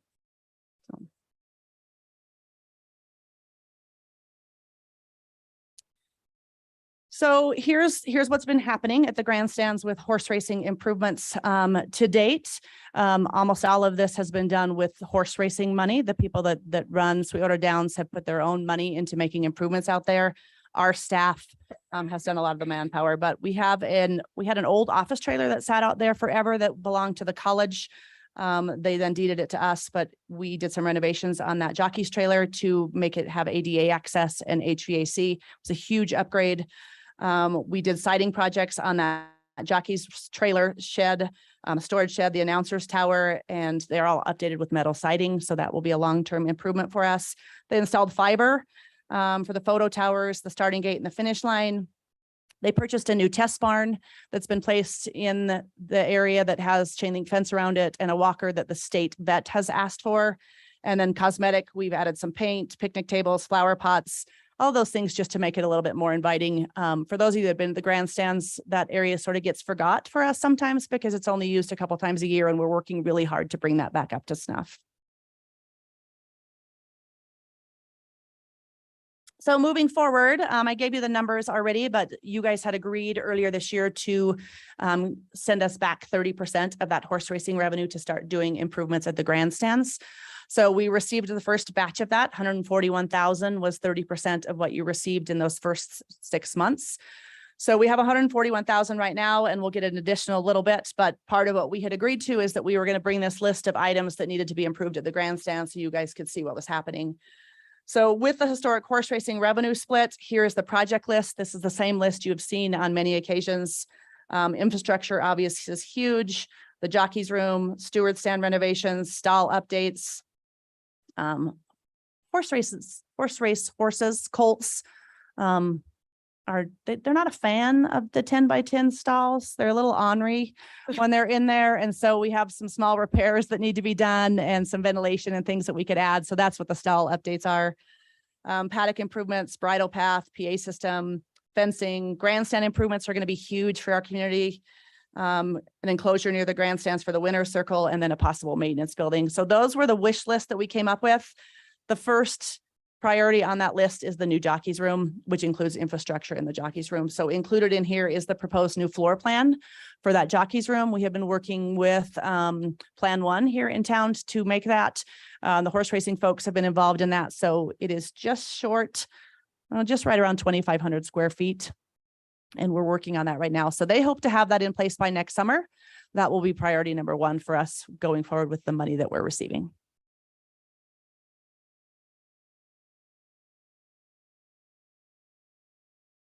So total economic impact for those 5 events for 2022 is $5,575,222. So very proud of that number. We think that that number is low, frankly, because we only used exactly what we could account for. But I think that the businesses and residents in Sweetwater County should see an impact, and they should certainly have seen those visitors in their businesses throughout the summer.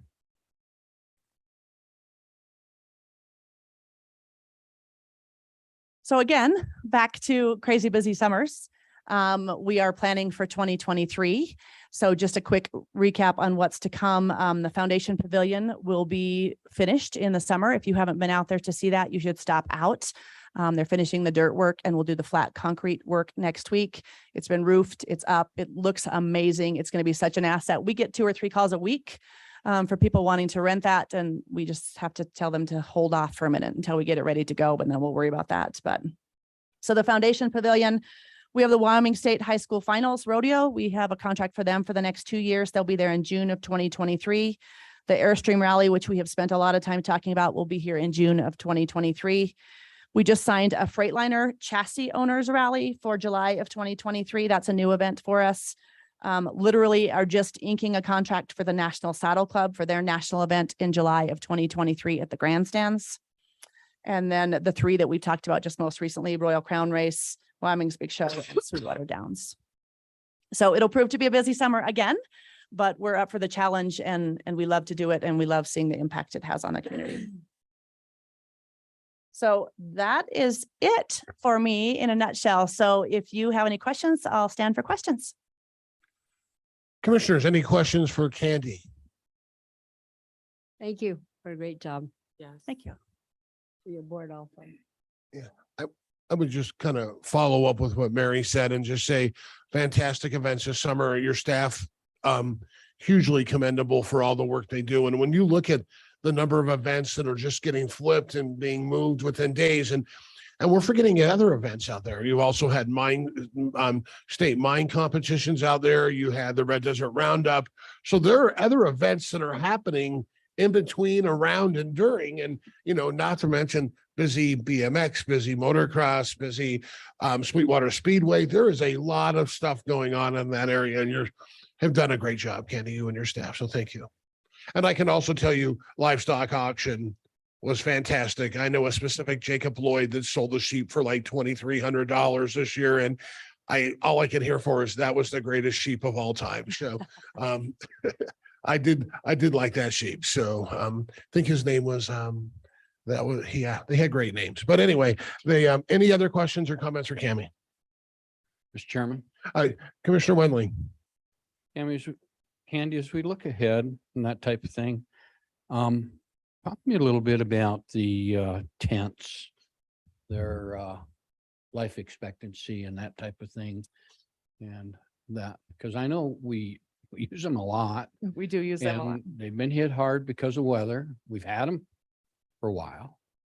And Sure. where are we at with this? So Chairman and Commissioner Wendling, we actually do regular maintenance with those tents. So one of the things that you all improved this year with our capital budget was some replacement of the fabric that goes on there. So the biggest wear and tear that we get is on the fabric because we pull it on and off. And it also has a fire protection to it that only lasts a certain amount of time. So I think we'll see that we're gonna have to start replacing more and more of those panels. We are going on, this is 10 years. This is 10 years since we put those up for National High School in 2012. So I think we're going to see a complete replacement of the fabric at some point, but the metal itself is in great shape and we do have it tested to make sure the bolts are all in and all those sorts of things to make sure it's safe. So replacement means panels of each individual tent or one whole tent, which consists of 6-7 panels. Oh, no. Yes, replacement of probably one tent at a time. There are 12 bays, I believe, in our big tents. And so each of those bays has a roof panel that starts on the one side and goes to the other. Okay. So that would be 12 panels on the roof. They have gabled ends that go on both sides. And then of course, all of the side panels that go around. So you approved 36,000, I believe, in our capital this year for replacement. And that was probably, I want to say 15 to 20% of what the tents would be to replace the whole fabric structure. But plan in place and it's well covered. Yes. Comfortable with it. Yes, we rely on those tents a lot. We couldn't do any of these events without those tent structures. Let's go back to the planned shelter for the jockeys. I saw it up there and was trying to, was looking at it. Will this suffice for the jockeys? Is this what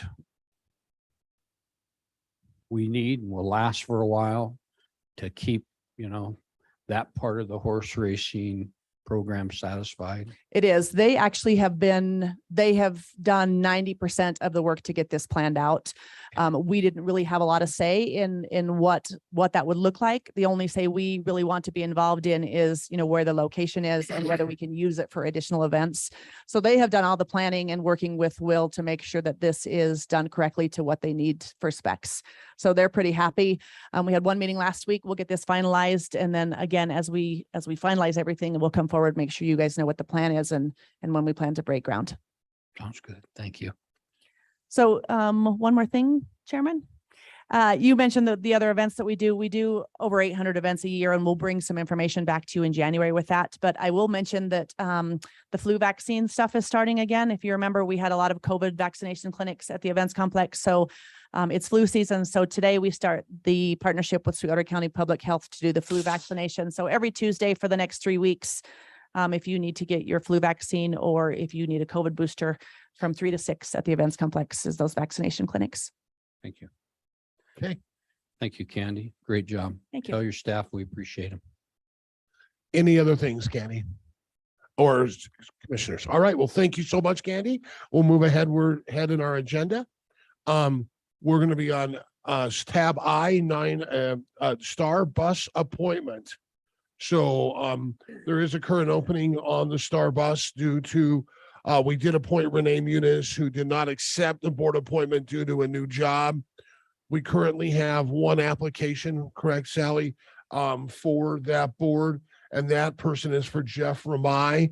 I did reach out to and have a conversation with the Star Bar Board chairman, which is Les Mach, and talk to Les about this. And it does sound like maybe the Star Board did some reaching out and some recruitment and trying to get someone because this board position has been open. So the only person we have for consideration is Jeff Ramai. And I'll just throw out that through various events over the summer, I got to know Jeff Ramai, and I think he's a really good guy who I think is really dedicated and has decided he wants to become more involved in the community and to give back. And I think we also saw that because he filed for like 3 other boards, like school board and a couple of other things. But Jeff's a good-hearted guy with a big heart who wants to give back. So I don't see an issue with appointing Jeff to this board. So I want to go down the aisle real quick and see if anyone else has any comments about that appointment. Mary? No, I support that. Okay. Lauren? No, I support the appointment. I think he would be a great addition. I do have concern if he's applied for multiple other boards, of which I did see. So I just hope that he's able to dedicate the time needed to STAR. Commissioner Wendling? No questions. And Commissioner Smith? Nope, I also got to know him a little bit better over the campaign season, and yeah, agree wholeheartedly. Good guy that is dedicated and will do a good job. So with that, I'll entertain a motion. Mr. Chairman, I would nominate Jeffrey Ramai to Star Transit Board. We have a motion. Do we have a second? I'll second. We have a second. Any discussion? All in favor with an eye? Aye. Aye. Aye. All opposed, same sign. Motion passes. All right, last item, tab J. Discussion of including PIO duties to a current position for the commission. So, Mr. Chairman, yes, can we Commissioner take like a Shanefield? 10-minute break, please? What's that? Yeah, I would be okay with that. Is everyone okay with a 10-minute break? Yeah. All right, with that being said, we will adjourn back. We will come back at 10:30. Break.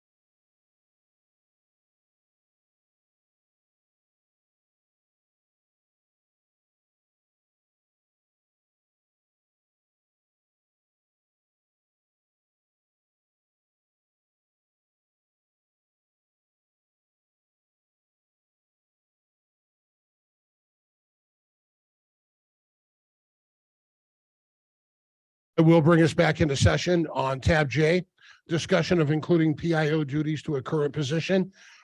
This will be led by Commissioner Shaenfeld, and I think assisted by Mr. McLean. So welcome, Mr. McLean, but I'll turn it over to Commissioner Shaenfeld. Thank you, Mr. Chairman. So we discussed in, gosh, was that our last meeting? It feels like a really long time ago, our last meeting, about looking at where we potentially have some gaps in things that we need taken care of for the commission. And I sent an email out. We talked about creating a whole different position, but I sent an email out because one of the main gaps that we saw was in communication outward, and that we don't have a voice as a commission. We're just solely relying on our news folks to cover what we hope they're going to cover, and quote what we hope they're going to quote, and things like that. And that I think that that is a big gap that we have for our current commission. And so I sent an email out to all the department heads and the elected officials and asked if they had anybody that had, number one, the skills to potentially help in this area, and the capacity as well to help in that area. Because obviously, if we don't have to hire a whole new position and we can include this in something that is already happening within the county, that's always a plus when it comes to the bottom line. So I did hear back from 3 separate department heads and elected officials. Clerk Lane reached out about Sally's administrative assistant position, feeling that it would fit underneath her duties. Eric Bingham reached out about the economic development position with Kayla McDonald, seeing that it could potentially fit under hers. And then Sheriff Grossnickel also reached out, and he actually has Jason Maurer, who has PIO duties currently, and he actually has some education and some training regarding that as well. So I want to open with that, and then I think to have conversation about the details of potentially moving forward with looking at the capacity of each of these individuals and their job as it is now. And then also talking about what those duties would look like. I think we have to go into executive for the beginning part of that conversation, then we can come back out and finish out the conversation. So that's what I have, Mr. Chairman. Any questions or discussion from the other commissioners regarding this subject for Commissioner Shaenfeld? Mr. Chairman. Commissioner Wendling. Yeah, when I think back, I especially appreciate Sheriff Grossnickel coming forward and just stay there. I meant coming forward through your letter and volunteering or mentioning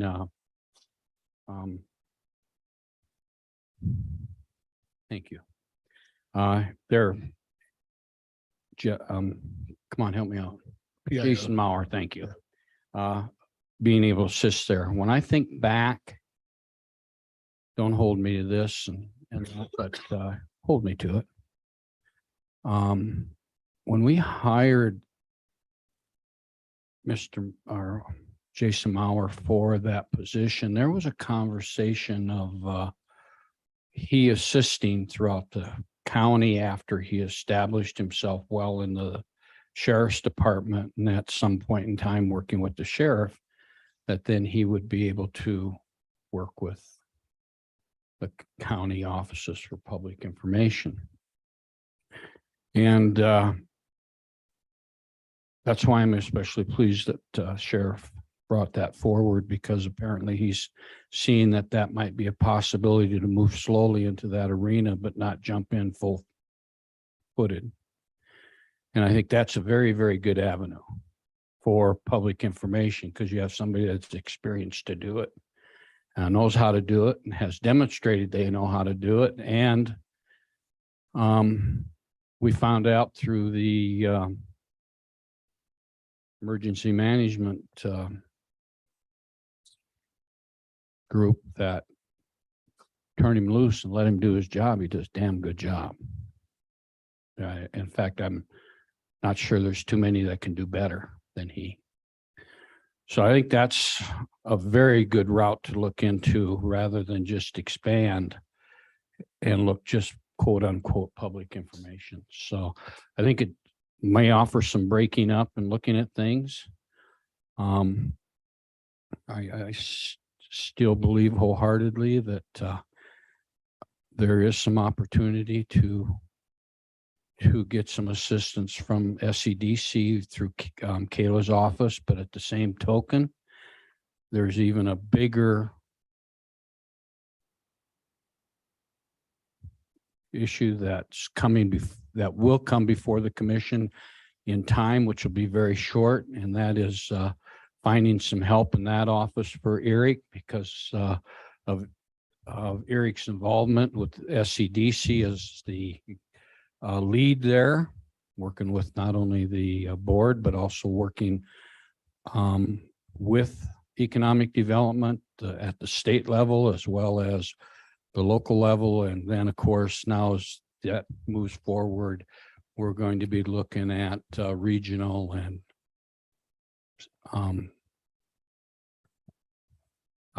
inside the US, I mean, other places and that type of thing.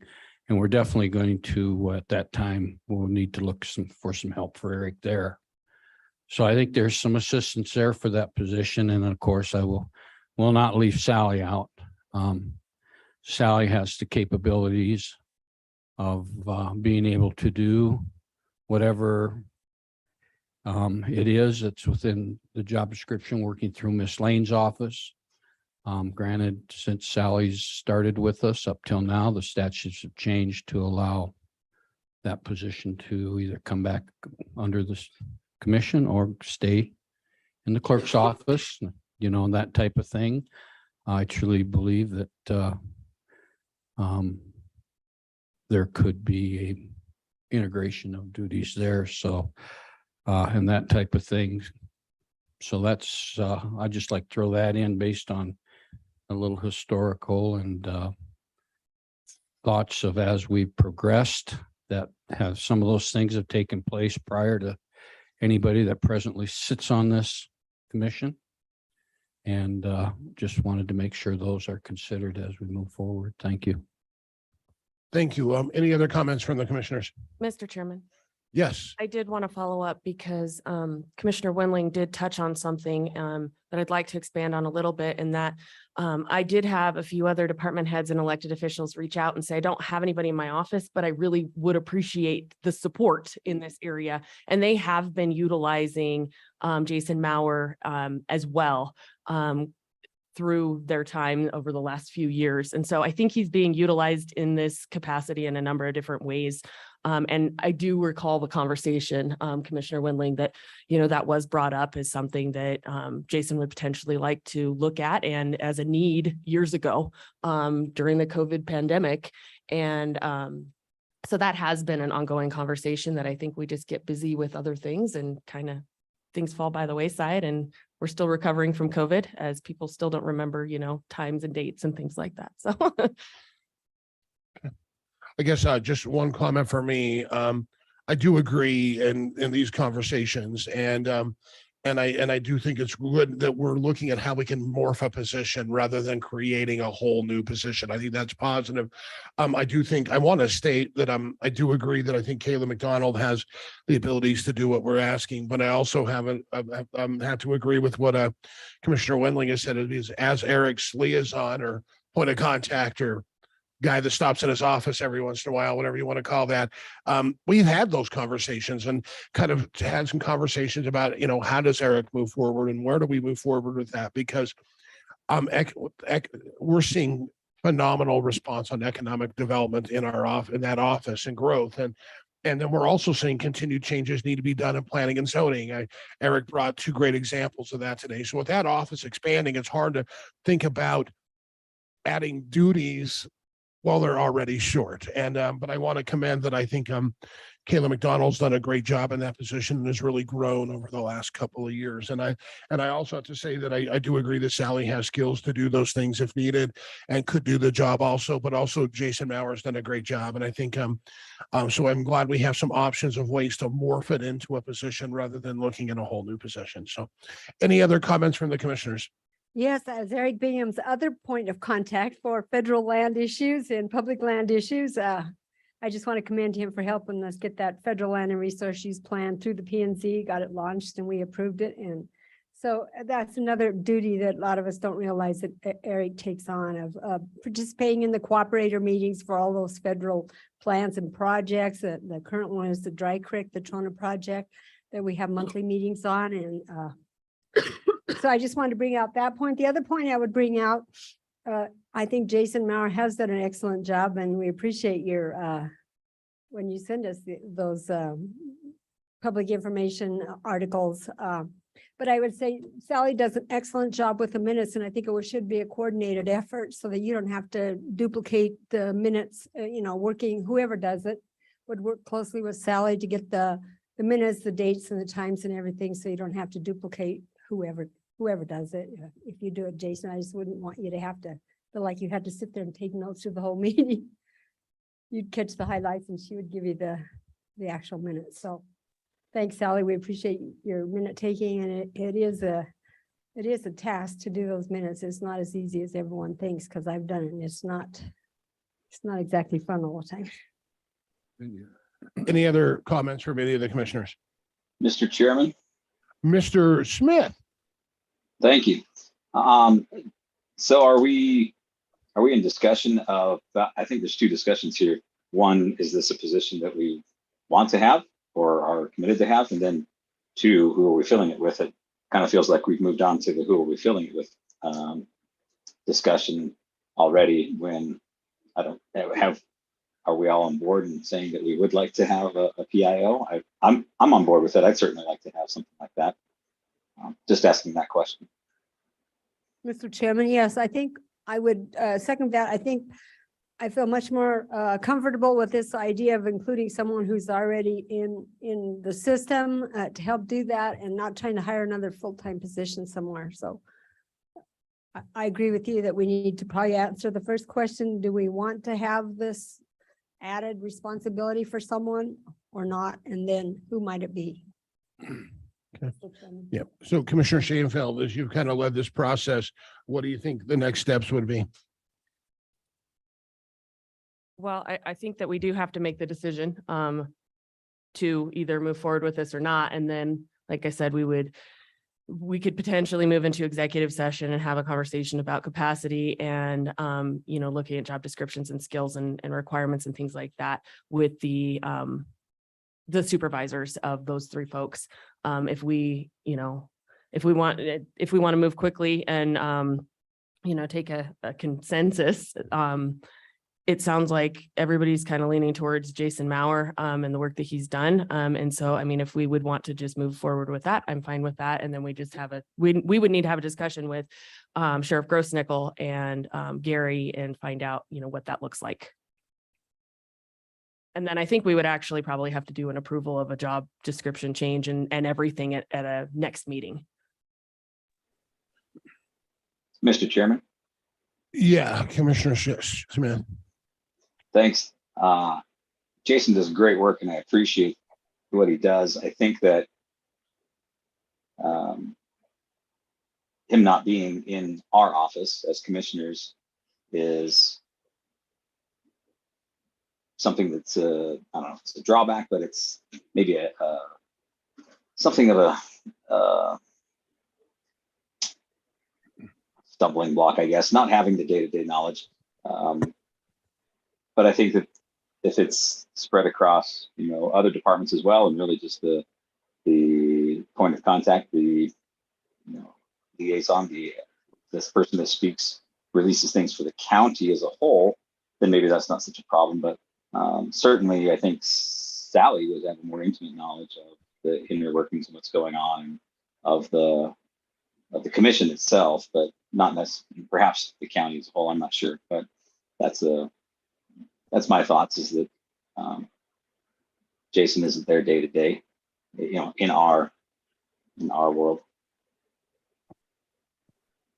That might be a good point. It might be more objective. Mr. Chairman. Commissioner Wendling. Yeah, I think what we need to do at this point in time,